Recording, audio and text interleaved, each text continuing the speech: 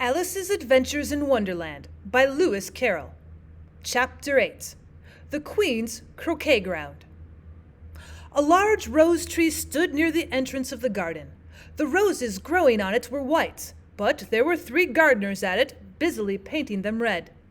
Alice thought this was a very curious thing, and she went nearer to watch them.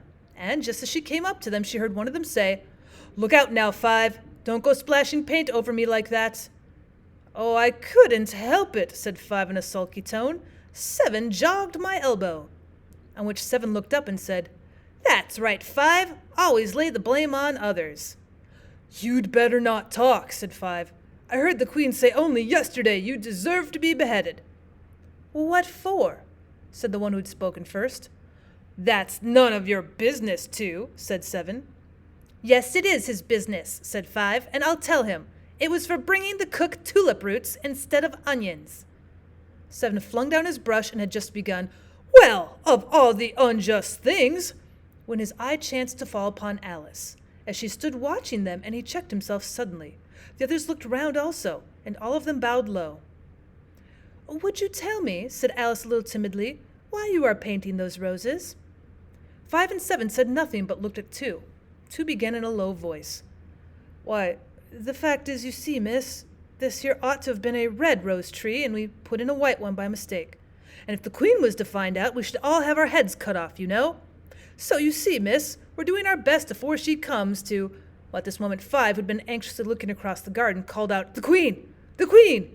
And the 3 gardeners instantly threw themselves flat upon their faces. There was a sound of many footsteps, and Alice looked round, eager to see the Queen.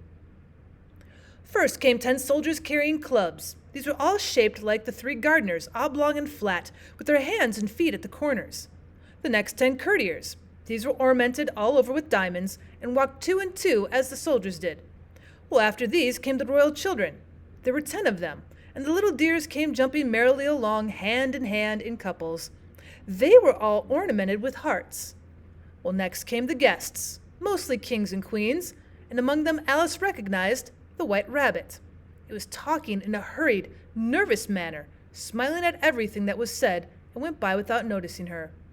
Well, then followed the Knave of Hearts, carrying the king's crown on a crimson velvet cushion, and last of all this grand procession came the King and Queen of Hearts. Alice was rather doubtful whether she ought not to lie down on her face like the 3 gardeners, but she could not remember having heard of such a rule at processions. And besides, what would be the use of a procession, thought she, if people had to all lie down upon their faces so that they couldn't see it? So she stood still where she was and waited. When the procession came opposite to Alice, they all stopped and looked at her, and the Queen said severely, "Who is this?" She said it to the Knave of Hearts, who only bowed and smiled in reply. "Idiot," said the Queen, tossing her head impatiently, and turning to Alice she went on, "What's your name, child?" "Oh, my name is Alice, so please your Majesty," said Alice very politely, but she added to herself, "Why, they're only a pack of cards, after all. I needn't be afraid of them." "And who are these?" said the Queen, pointing to the 3 gardeners who were lying around the rose tree. For you see, as they were lying on their faces, and the pattern on their backs was the same as the rest of the pack, she could not tell whether they were gardeners, or soldiers, or courtiers, or 3 of her own children. "Oh, how should I know?" said Alice, surprised at her own courage. "It's no business of mine." The Queen turned crimson with fury, and after glaring at her for a moment like a wild beast, screamed, "Off with her head! Off!" "Nonsense," said Alice very loudly and decidedly, and the Queen was silent. The King laid his hand upon her arm and timidly said, "Well, consider, my dear, she is only a child." The Queen turned angrily away from him and said to the Knave, "Turn them over." The Knave did so very carefully with one foot. "Get up," said the Queen in a shrill, loud voice, and the 3 gardeners instantly jumped up and began bowing to the King, the Queen, the royal children, and everybody else. "Leave off that," screamed the Queen. "You make me giddy." And then turning to the rose tree, she went on, "What have you been doing here?" "May it please your Majesty," said 2 in a very humble tone, going down on one knee as he spoke, "we were trying—" "I see," said the Queen, who had meanwhile been examining the roses. "Off with their heads!" And the procession moved on, and 3 of the soldiers remaining behind to execute the unfortunate gardeners, who ran to Alice for protection. Well, you shan't be beheaded, said Alice, and she put them into a large flower pot that stood near. The three soldiers wandered about for a minute or two, looking for them, and then quietly marched off after the others. Are their heads off? Shouted the Queen. Well, their heads are gone, if it please your Majesty, the soldiers shouted in reply. That's right, shouted the Queen. Can you play croquet?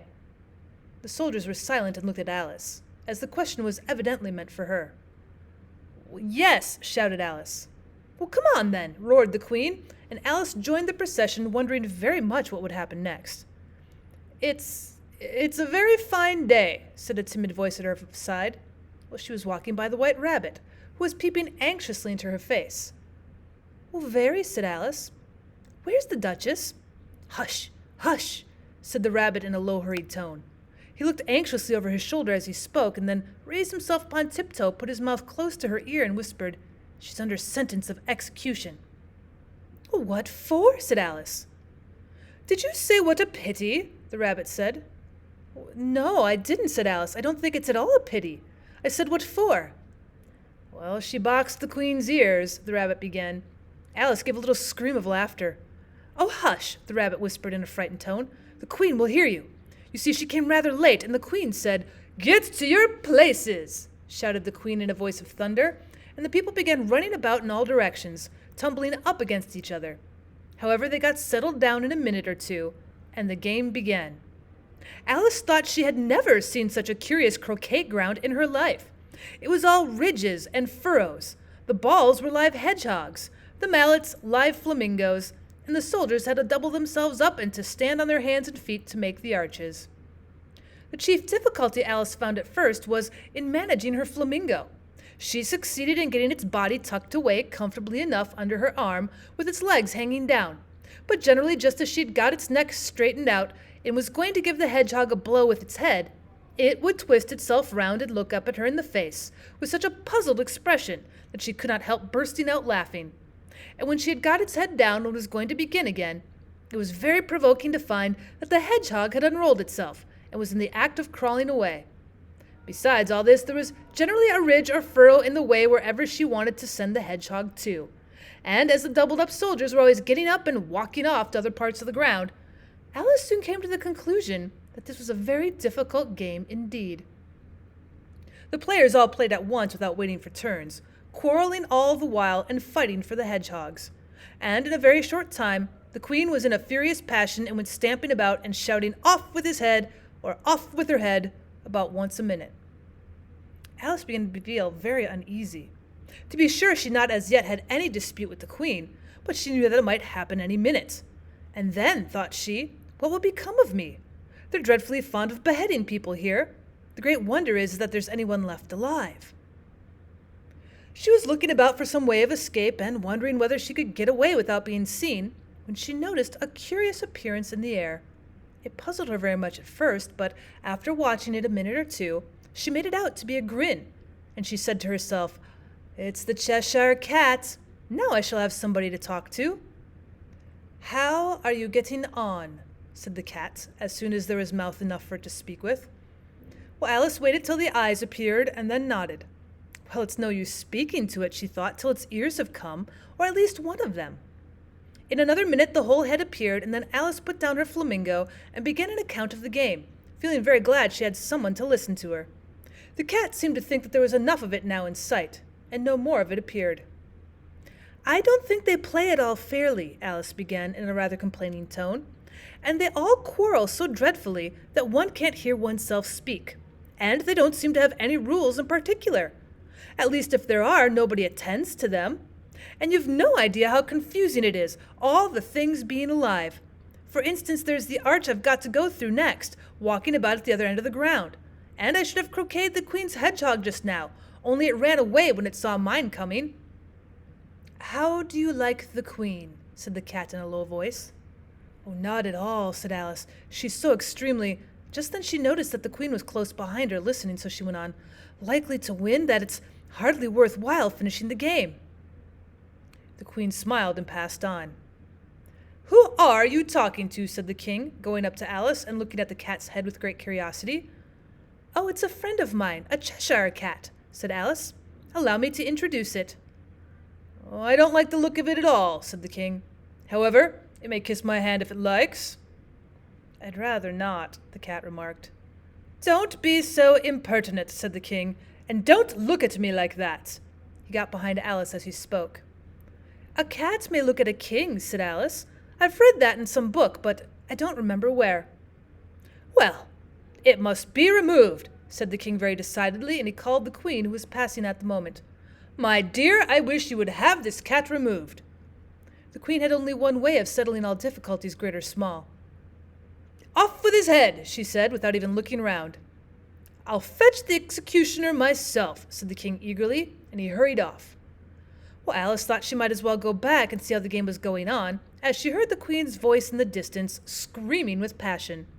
She'd already heard her sentence 3 of the players to be executed for having missed their turns, and she did not like the look of things at all, as the game was in such confusion that she never knew whether it was her turn or not. So she went in search of her hedgehog.